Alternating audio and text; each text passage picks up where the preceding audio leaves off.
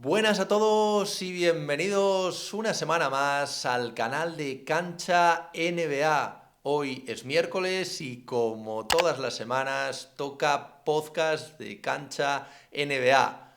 Hoy se pasa por el canal Nacho Losilla para comentar toda la actualidad y todo lo que está pasando en estos playoffs. ¡Let's go!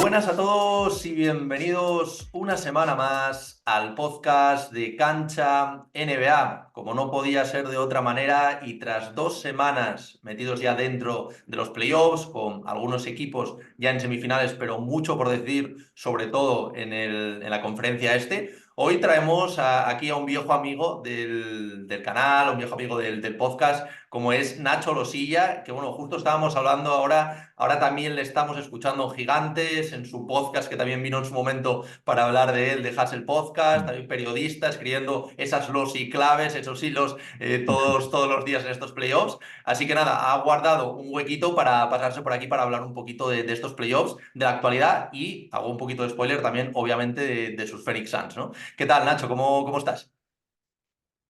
Bien, bien, la verdad que contento lo que decías. Además teníamos pendiente, ¿no? Que luego Ujú. siempre cuadrar los Sí. horarios es muy complicado, ¿no? Y teníamos pendiente, pasamos por aquí un ratito para hablar de los playoffs y la verdad que bien, contento, ¿no? Son días muy bonitos. Yo creo que toda persona que le encanta la NBA, que como tú y como yo, ¿no? Porque al final pues nos gusta compartir contenido y cómo vemos las cosas, ¿no? Pero creo que al final es el periodo más especial del año, son semanas que se disfrutan en especial, ¿no? Y la verdad que es una gozada y bueno, es que los playoffs son sinónimo de las mejores semanas de baloncesto del año, ¿no? Entonces, Ujú. con eso ya uno está siempre feliz.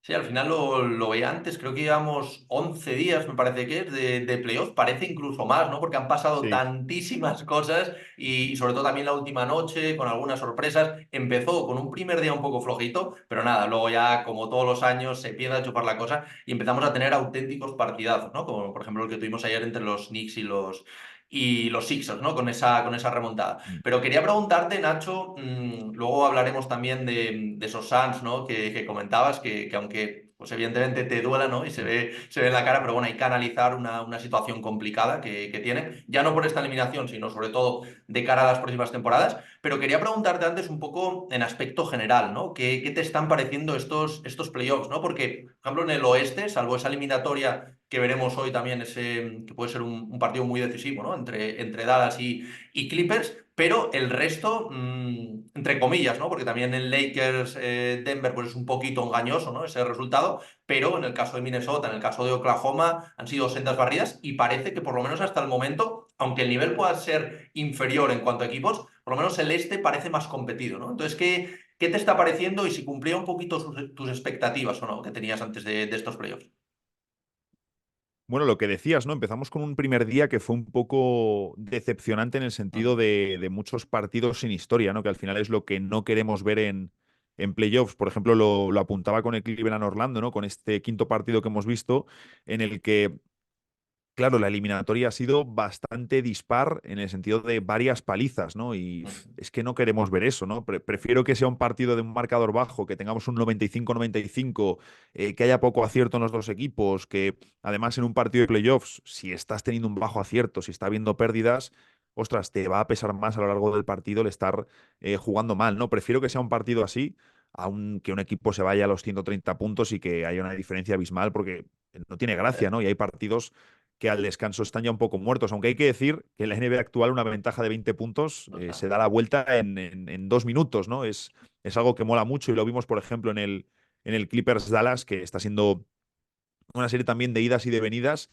Pero lo que digo, sí que me gustaría, dentro de esta NBA tan loca, donde los equipos tienen una capacidad anotadora brutal y cualquier jugador de la rotación te puede hacer puntos en cualquier minuto, en cualquier momento. Lo hemos visto incluso con McBride, ¿no? Un jugador que a priori es un especialista defensivo, pero es que si tiene la noche tonta se te puede ir a los 20 puntos sin ningún tipo de problema, ¿no? Y creo que eso sí que ha cambiado mucho el punto de que si tú antes en la NBA hace 20 años cogías una renta de 20 puntos, hombre, te podían remontar y se daban remontadas, pero era muy difícil, ¿no? O era más complicado realizarlo. Ahora el nivel de talento es tan elevado que incluso con todos realizando tiros muy bien defendidos, tu rival te puede meter todos, ¿no? Y eso sí que creo que está marcando mucho.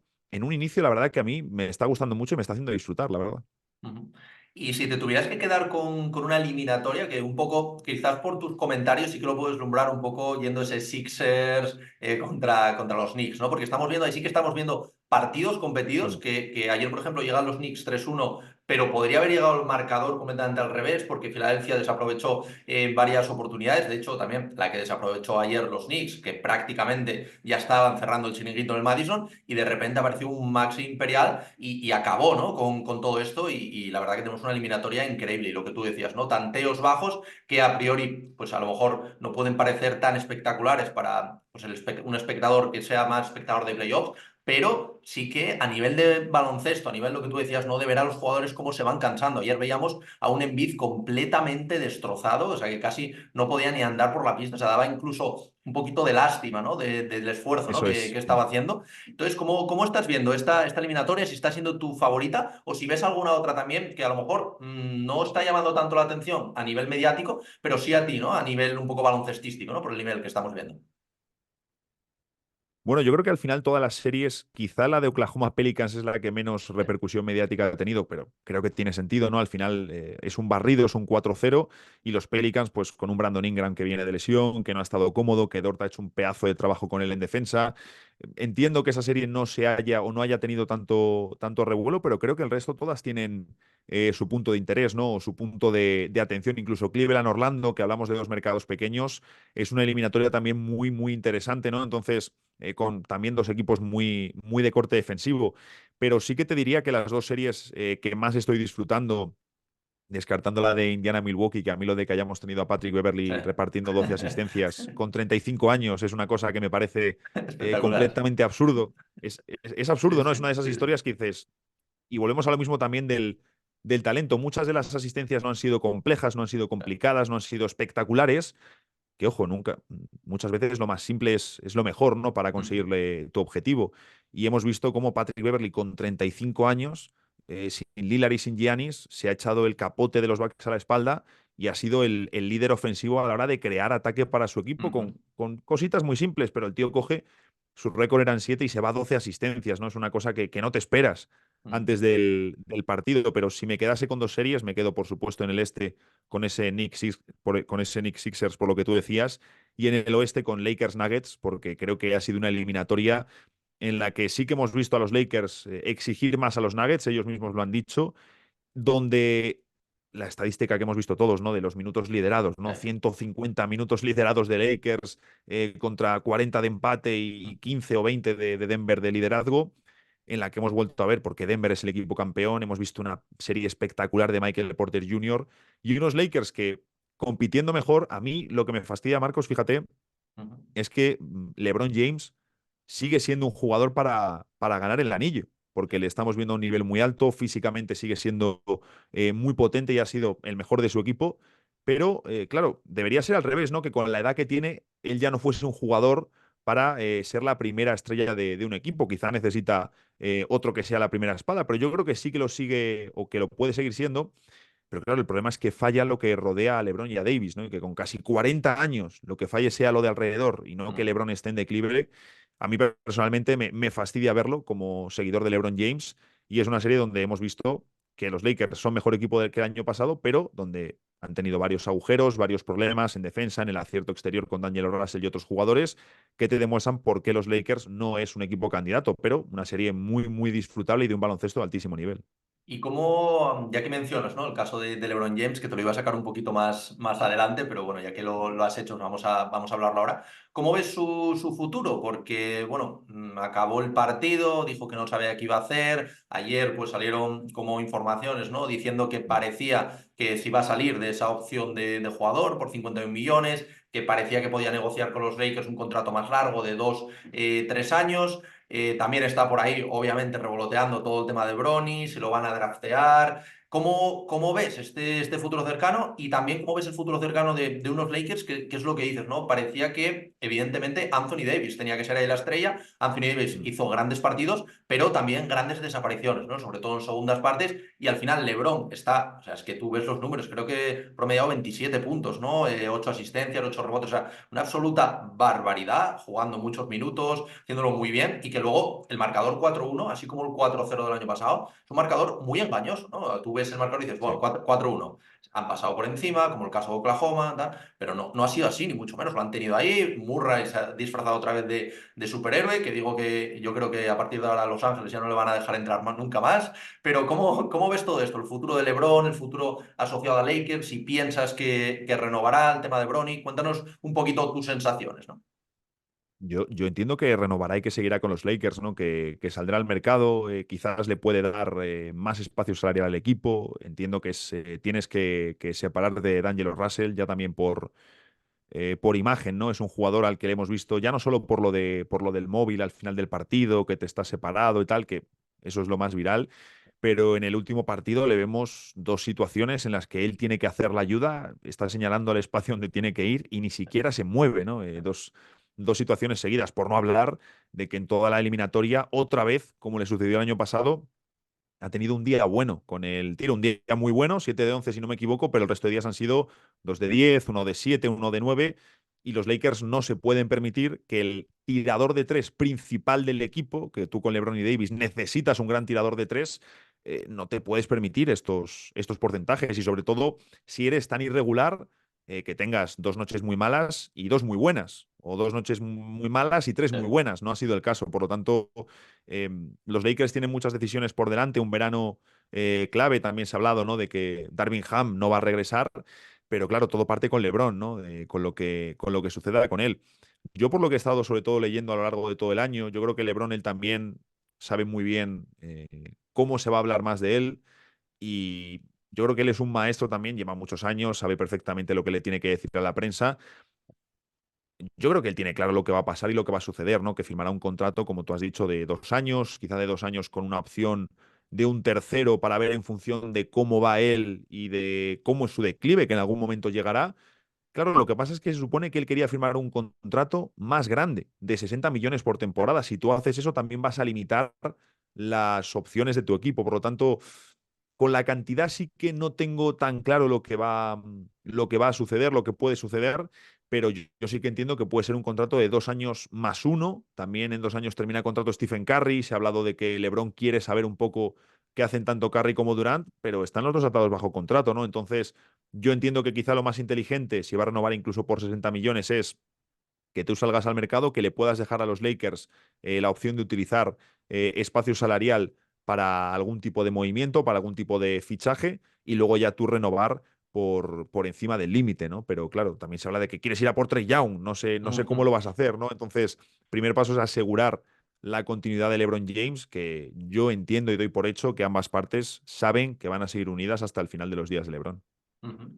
Y antes hablábamos un poco del caso de Filadelfia, ¿no? Del caso de Joel Embiid, que al final, lo que digo, justo tenemos muy reciente, ¿no? De esta pasada noche, pues sobre todo ese final, ¿no? De partido, porque al final tú si ves el box score, ves que ha hecho un triple doble y dices, oye, qué buen partido Embiid, pero claro, tú ves el partido, lo ves ya no en la prórroga, sino, porque en la prórroga luego también tiene como un par de buenas defensas, que parece que volvía, pero luego vuelve a perder un balón, entonces, pues bueno, al final o sea, tenemos que saber que es un jugador que está con la rodilla destrozada, con el tema de la parálisis de la cara, tenía por ahí más cosas, o sea, se le ve completamente destrozado y aún así, aunque ha tenido un mal partido Mm. ayer, condiciona todo lo que pasa en el campo, o sea, condiciona la defensa, condiciona el ataque, ayer estuvo un poco menos fino también, que sacó muy pocos libres, lo vimos en ese caso, pero es un jugador que evidentemente sin él, esta Filadelfia no es candidata. Ayer obviamente aparece Maxi y Maxi es el héroe, pero sin Joel Embiid no pone a Filadelfia en situación de ganar, ¿no? Entonces, ¿cómo ves esta situación? Porque ha sido muy criticado, ya no solo esta noche, que lo ha sido mucho,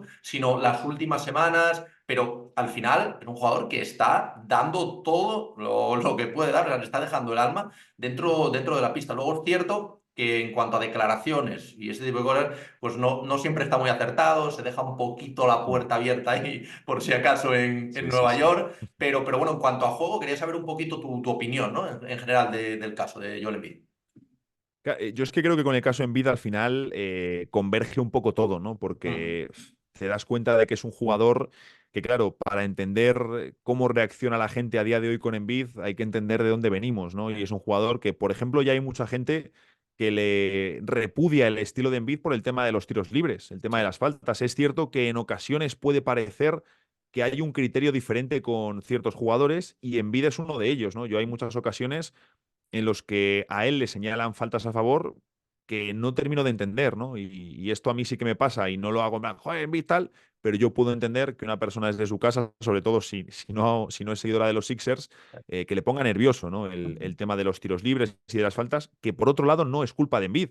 Es decir, si tú eres Joel Embiid y te están pitando 20 tiros libres por partido, tú vas a querer seguir que te sigan pitando esos 20 tiros libres por partido. Se junta, por ejemplo, también el que mucha gente percibió que desde Estados Unidos había una campaña pro Embiid para el MVP, para que Jokic no hiciese tres seguidos. Se junta también que en situaciones anteriores, pues cuando, por ejemplo, les eliminan los Raptors, se marcha llorando, que yo creo que es algo normal. Muchísima gente o de todo el mundo que le critica no han estado nunca en esa posición, pero obviamente es mucho más fácil. Ah, mira qué llorón Joel Embiid, tal, no sé qué Mm, cuando no lo has vivido, ¿no? Entonces, creo que se va juntando un poco todo, es el paso de los años, es también que es evidente y es cierto que es un jugador que no ha conseguido trasladar su dominio de MVP de temporada regular a playoffs, entonces, que nunca ha superado unas semifinales de conferencia, teniendo diferentes equipos, unos llenos de estrellas, otros con menos estrellas, otros con Horford de 4, otros con Tobias Harris, ha tenido muchísimas diferentes formaciones y yo creo que al final se junta todo eso dándote una especie de mix en el que si añades en las últimas semanas, en los últimos 11 días, imágenes que ha dejado de, no quiero decir agresiones, pero sí gestos muy feos sobre la cancha, que me sorprenden más de un jugador que ha tenido este historial de lesiones, ostras, se crea ahí un mejunje que yo también entiendo que es complicado de digerir, pero lo que has dicho es completamente cierto. Estábamos viendo a un Embiid destrozado, que no podía más. Hay una acción al final del partido, una buena defensa en la que se marcha cojeando sí. por línea de fondo. Es que no podía hacer más Joel Embiid. Y una de las preguntas que yo me hago, Marcos, es cuánto tiempo le queda, ¿no? Es decir, porque Joel Embiid no va a estar como LeBron James con 39 años jugando en playoffs al máximo nivel y no hablamos tampoco de un jugador de 26. Entonces está en su prime, está muy cascado. ¿Cuántas oportunidades de playoffs le quedan a Embiid en su carrera para conseguir el anillo? Creo que muy poquitas, la verdad.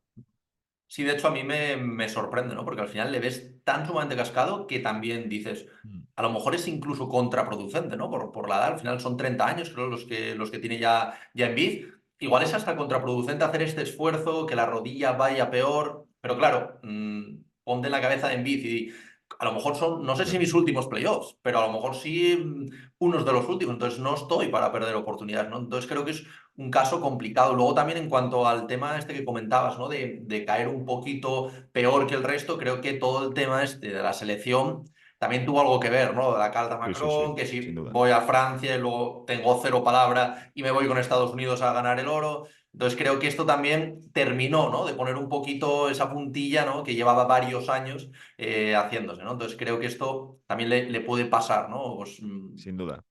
un mal Mm. momento, ¿no? Como es el que tiene.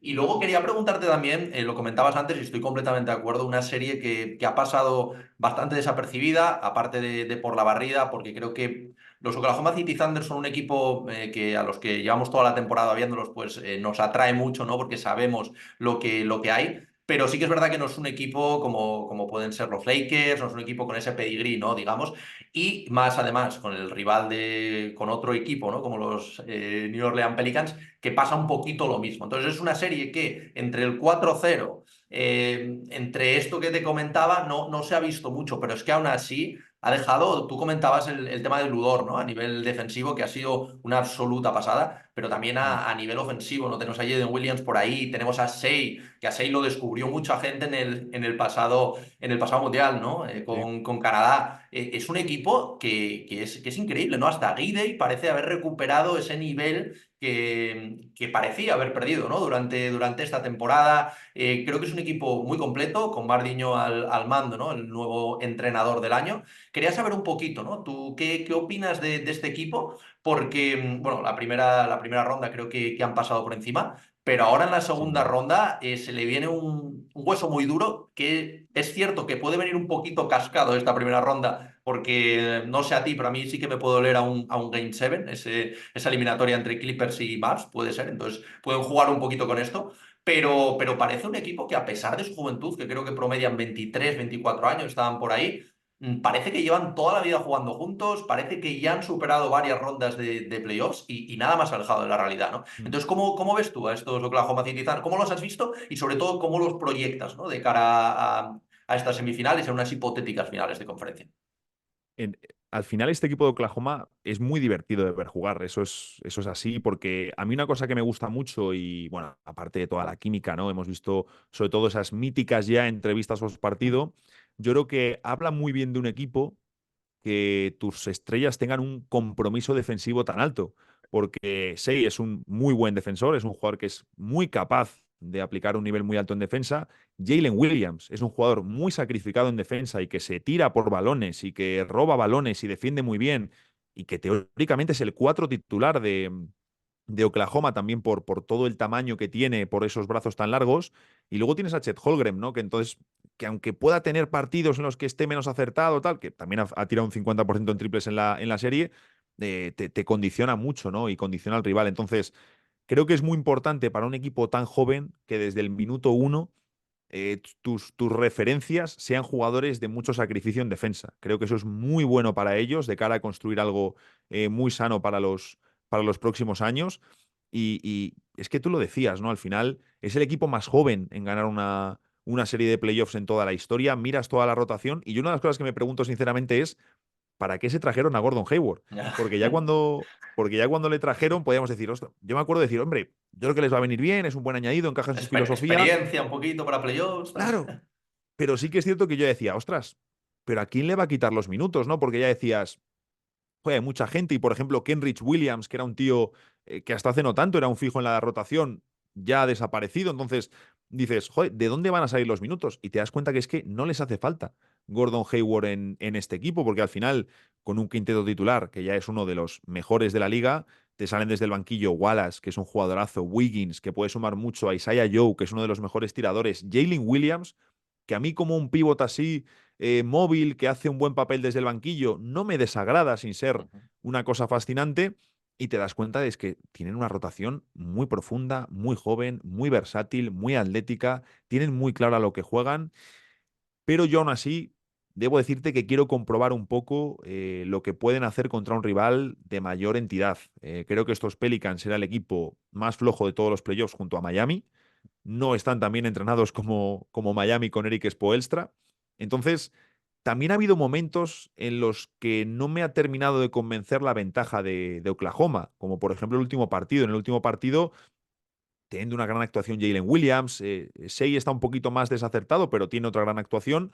Es un partido en el que es un partido ajustado hasta el final y Brandon Ingram, por ejemplo, falla 12 de sus 14 tiros. Entonces, es cierto que Najee Marshall juega muy bien, que el banquillo suma mucho, pero hay cosas de Oklahoma que me despistan un poco hablando en clave playoffs, hablando en clave playoffs. Entonces, sí que quiero verles ante un rival de mayor envergadura porque es cierto que al final estos Pelicans creo que tampoco sirven para sacar muchas conclusiones. Ujú. Y bueno, ahora que evidentemente el tema que tenemos que hablar, sí o sí, Nacho, el tema de estos Suns, ¿vale? Buah. Y bueno, también Bueno, el bueno, tema de bueno. estos Suns, yo creo que se han juntado varias cosas. El mal nivel, ¿no? Al que sobre todo, bueno, a nivel ofensivo, a nivel defensivo ha sido, la verdad, un desastre, ¿no? Todo. A niveles generales de eliminatoria, pero también se han juntado un poquito con un equipo que iba al contrario, ¿no? Están los Suns bajando y te viene una locomotora a toda leche, ¿no? Como son estos Minnesota Timberwolves. Entonces, primero, me gustaría que me comentaras un poco las sensaciones que te dejan la serie, hablando de ambos equipos, y luego vamos a hablar un poquito e intentar dar esperanza, aunque sé que es complicado a los que sois seguidores de los Phoenix Suns de cara a arrojar un poco de luz, ¿no? Al futuro que parece complicado, pero bueno, veremos qué se puede hacer. Entonces, coméntame un poquito, ¿qué te ha parecido esta serie? Pues mira, yo puse que iba a ganar Phoenix la eliminatoria, no por ser seguidor de los Suns, sino porque luego en segunda ronda les tenía cayendo ante Denver, pero porque en los enfrentamientos de temporada regular, incluido el último en el que Phoenix se garantiza esa sexta plaza de playoffs, joder, la verdad que Phoenix había puesto en muchos problemas a Minnesota, que ya era la mejor defensa de la NBA. Y yo por diferentes aspectos que había visto, yo verdaderamente pensaba que Phoenix podía ganar la eliminatoria, no te digo con un 4-0 o un 4-1, pero sí siendo claramente el mejor equipo. No me esperaba en ningún caso porque es que claro, o sea, tú piensas que una de las principales dudas con estos Suns era el tema de las lesiones, que Durant, que Bill, que Booker, que Nurkic no cayesen lesionados.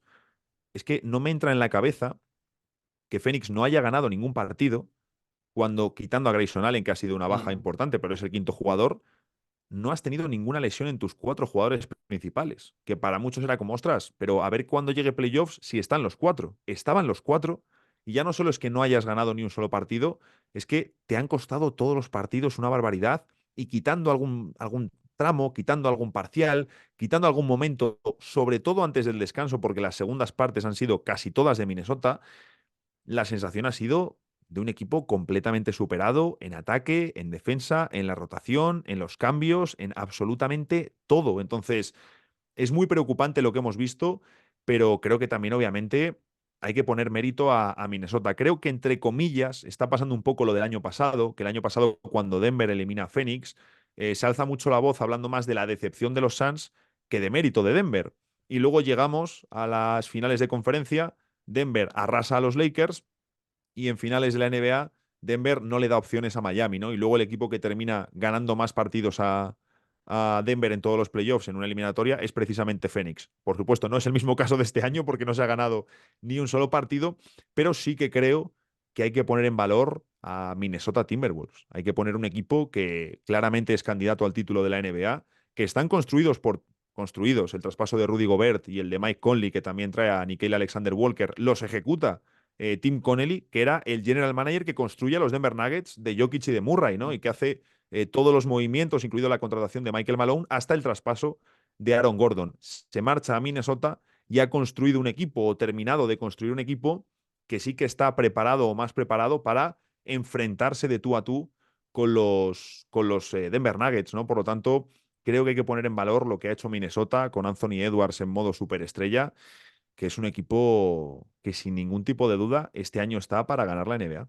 Ujú. Justo por eso te preguntaba, ¿no? Y te decía un poco de poner esos dos equipos en contraposición, porque al final tengo una sensación muy parecida, ¿no? La que tenías tú, no tanto este año, sí, el año pasado, como comentabas, de que también se le echa como mucho encima, ¿no? A un equipo por perder, pero es que, claro, se enfrenta ahora mismo, aunque incluso cueste, ¿no? Decirlo, pero aún todo un candidato. Ahora veremos la Mm. eliminatoria contra Denver, que va a ser increíble, o por lo menos tiene Espectacular, sí. una pinta espectacular, pero es que ya no es Anthony Edwards en modo Michael Jordan. O sea, es que Rudy Gobert está jugando como nunca, y sobre todo en playoffs, que era como ese debe que tenía. Es cierto que con un equipo mucho más construido, mejor construido, digamos, y que tapa un poquito esas carencias, pero estamos viendo a McDaniels, que cuando Edwards decía que ellos tenían a KD y nosotros a McDaniels, la gente se reía, ahora ya no se ríen tanto. O sea, la eliminatoria que ha hecho ha sido ya no solo en defensa, sino aportando en ataque. Luego lo que comentabas antes, ¿no? A Nickeil Alexander Walker también haciendo una eliminatoria sensacional. Entonces creo que es un equipo construido para el anillo. Es cierto que ahora va a tener un hueso muy, muy duro, pero si consigue pasar esta eliminatoria, para mí es un clarísimo candidato Mm. al título, ¿eh? Y competir, porque creo que es un equipo muy bien construido, construido desde la defensa, como comentabas antes también el hecho de los Oklahoma City Thunder, aunque sea diferente, pero sí con un esquema defensivo. Pero es que tienen muy buena pinta y además ya tienen a esa estrella, como en el caso de los Thunder con Shai, como es Edwards, ¿no? Que parece que tan solo hemos Mm. empezado a rascar esa superficie de todo el talento, ¿no? Que tienen. A mí la duda, entre comillas, que me pueden dejar, porque es cierto que a nivel Sí. defensivo son un bastión. De hecho, revisando luego las estadísticas, es cierto que es de temporada regular, pero Minnesota ha tenido el mejor ratio defensivo y el salto que había entre Minnesota y Boston, que era la segunda mejor defensa, la diferencia numérica era la misma que había luego entre Boston y el décimo, y la décima mejor defensa, ¿no? Por lo tanto, Minnesota ha sido dominante estadísticamente hablando en temporada regular, lo han sido en primera ronda. Es cierto que aunque tienes un equipo donde muchos jugadores pueden anotar, porque McDaniels puede anotar, Gobert puede hacer puntos y termina casi todos los partidos con puntos, Conley puede anotar, Towns, por supuesto, Alexander Walker, lo decías, Nash Reid también puede anotar, es Ujú. decir, tiene muchos jugadores que pueden anotar, pero es cierto que la gran diferencia, más allá de la defensa, que es donde Minnesota tiene que empezar a ganar los partidos y luego en ataque llegan con más impulso, ha sido un Anthony Edwards que te promedia 31 puntos por partido, con un 51% en tiro y un 44% en triples. Entonces, va a ser clave si Edwards puede o no replicar esta producción ofensiva, que, hombre, es difícil también mantener este nivel de acierto durante tantas eliminatorias y tantos partidos pasando por diferentes defensas, pero también tienes jugadores que pueden aportar más en ataque, ¿no? La duda que me puede quedar con Minnesota es si tienen la suficiente potencia ofensiva como para ser campeones o si solo con la defensa puede ser un equipo que verdaderamente ya haga estragos en el rival. Ujú. Sí, al final yo creo que es la única, ¿no? Duda que puede quedar, porque obviamente, ¿no? Si además tuviese ese potencial todavía metido, Claro, entonces ya ya paga. apaga, apaga y vámonos, ¿no? Cerramos Sí, sí. los playoffs. Y Nacho, ya por último, pues hablaste un poquito, ¿no? Del caso de los Suns, ¿no? De que al final no ha terminado de funcionar ese Big Three, al final construir en torno a un Big Three, ya se ha visto en otros proyectos, pues te deja un margen salarial muy pequeño. Ahora mismo los Suns están atados de pies y manos, están por encima del segundo apron, o sea, no pueden prácticamente hacer nada. De hecho, la única solución un poco factible, un poco viable, es ese hipotético traspaso de Kevin Durant.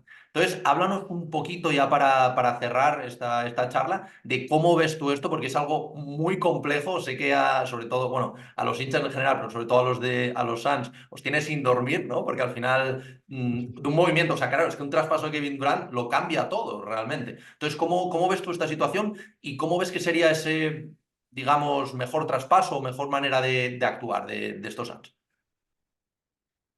Pues mira, yo mismamente el día de la eliminación es cierto que señalamos un poco eso, ¿no? Porque se habla de, ostras, ahora Phoenix, estando en ese segundo apron Sí. del nuevo convenio, va a estar muy limitado para poder reforzar a las tres estrellas, ¿no? Y dices, vale, pues si quieres salir de ese segundo apron, tienes que mover a Bradley Beal. Pero Bradley Beal no tiene valor. Es decir, si el año pasado fue Chris Paul, Landry Shamet y segundas rondas, ¿qué valor tiene este año Bradley Beal? Pues entre menos poco y nada, ¿no? Por decir algo, pero no tiene valor de mercado. Lo que tienes que esperar es algún equipo que aparezca y se lo quiera llevar, que va a ser muy, muy, muy, muy difícil, por no decir imposible, que aparezca alguno. La opción entonces para poder mover a Bill, porque no les vas a poder juntar en el mismo traspaso y es imposible con los salarios que tienen, es mover a Kevin Durant y conseguir activos y luego mover a Bradley Beal.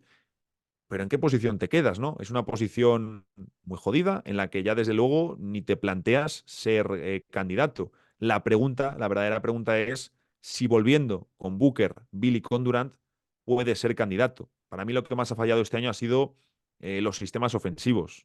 También una rotación donde pues un jugador, por ejemplo, que ya estaba llamado a ser importante como Eric Gordon, luego ha tenido un rendimiento muy decepcionante. Entonces, yo creo, y por lo que he estado viendo, tengo el feeling, tengo la sensación de que Phoenix el año que viene sí que va a volver con los tres jugadores, que volverán con Booker, con Bill y con Durant, y que van a ver un poquito qué pueden hacer. Grayson Allen yo creo que es intocable para el equipo, y que van a ver un poco qué pueden hacer en el mercado de agentes libres, tratando de rascar a jugadores por el mínimo, intentando convencerles de que les van a dar una oportunidad de muchos minutos para luego sacar un buen contrato, poniendo incluso de ejemplo el caso de Grayson Allen, que al final ha terminado Ujú. firmando un buen contrato, pero creo que van a volver con el mismo equipo, que volverán con otro entrenador, que tratarán de renovar a Royce O'Neal y que sí o sí añadirán un base, pero es lo que tú decías, las opciones están muy limitadas, los jugadores que vas a poder añadir van a ser piezas secundarias, ¿no? Y vas a poder ser candidato con eso.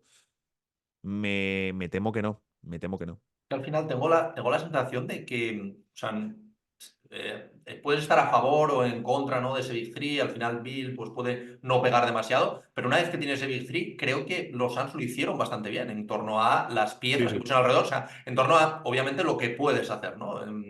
estando dentro de estos límites salariales, ¿no? De los márgenes que tienes que cumplir. Entonces, me cuesta ver algo que puedan hacer mejor para mejorar esto, ¿no? Y es que yo, al final, en Bill... Sí, es un anotador que lo pones en Washington y seguramente te puede promediar 30 puntos por partido, ser el máximo anotador de la liga, pero en un entorno competitivo como este, en el que no es la primera espada. Luego también hemos visto las declaraciones, supuestas declaraciones de Kevin Durant, que no le gustaba mucho cómo está construido todo el tema ofensivo. Entonces yo creo que también va a depender un poco del entrenador, ¿no? Y ya para acabar, Nacho, quería Sin duda. preguntarte un poco qué entrenador disponible, obviamente, te pegaría, ¿no? En estos Phoenix Suns. De los disponibles, te diría que se está hablando ya de Mike D'Antoni, ¿no? De si Robert Sarver iba a llamar a D'Antoni. Uy, Robert Sarver, ya me vienen recuerdos de Vietnam. Si Matt Sí, Isbia Matis, iba a eso. llamar al amigo D'Antoni. Pero es que luego mira con el tema de los entrenadores, ¿no? Porque Darvin Ham, por ejemplo, era uno de los que se hablaba desde hace un montón de años para saltar a la palestra. Lo mismo con Adrian Griffin, ¿no? Era un poco de, ostras, estos dos entrenadores son de los siguientes que van a saltar de asistente a entrenador jefe, llevaban mucho tiempo sonando en entrevistas. Y luego te aparece gente como Mark Daigneault, te aparece gente como Chris Finch, que lleva un montón de años esperando una oportunidad y le llega en mitad de una temporada regular cuando nadie lo espera.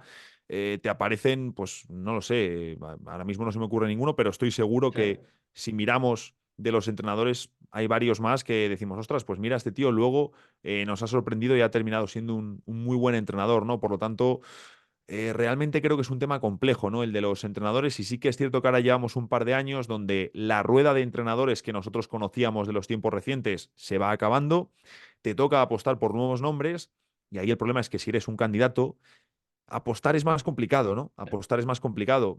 Te vas a por un Adrian Griffin, como te salga mal, es que tiras la temporada prácticamente a la basura. Por lo tanto, no sé qué van a hacer los Suns, cuya mejor opción, fíjate, para sustituir a Frank Vogel la tenían en el banquillo Kevin Young, que era Sí.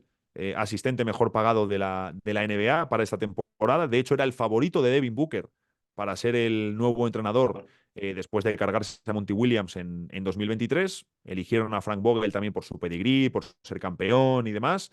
A Kevin Young le renovaron como el mejor asistente porque le querían conservar y ahora se ha marchado a la NCAA. Así que es una pena porque te quedas sin tu mejor baza y la tenías en tu propio banquillo. La verdad que no sé a quién van a traer. Bueno, pues nada, Nacho, si te parece, nos emplazamos para el inicio de la próxima temporada cuando veamos un poquito ya los movimientos, para que también pues dediquemos, ¿no? Un episodio un episodio en sí, ¿no? Para poder hablarlo largo y entendido Claro. a estos Phoenix Suns y veremos a ver a quién traen, si acaba saliendo Vogel, qué pasa con Kevin Durant, que yo creo que va a haber mucho que hablar. Así que nada, Nacho, oye, como siempre, muchísimas gracias por pasarte por aquí, por el podcast de Cancha NBA. Mucho ánimo con todo lo que tienes, todas esas los y claves, ahora escuchándote también en Gigantes, ese podcast, ¿no? De Hustle Podcast, que también nos voy a dejar por aquí la entrevista que le hice en su momento, donde nos explica un poquito cómo surgió todo esto. Y nada, Nacho, lo dicho, muchísimas gracias y a seguir disfrutando de estos playoffs. Pues muchas gracias a ti. La verdad que ha sido un ratito muy bueno aquí hablando de NBA, de lo que más nos gusta y lo importante es eso, a seguir disfrutando, a pasarlo bien, que es lo que nos gusta y a seguir hablando, compartiendo contenido y a disfrutando de la NBA.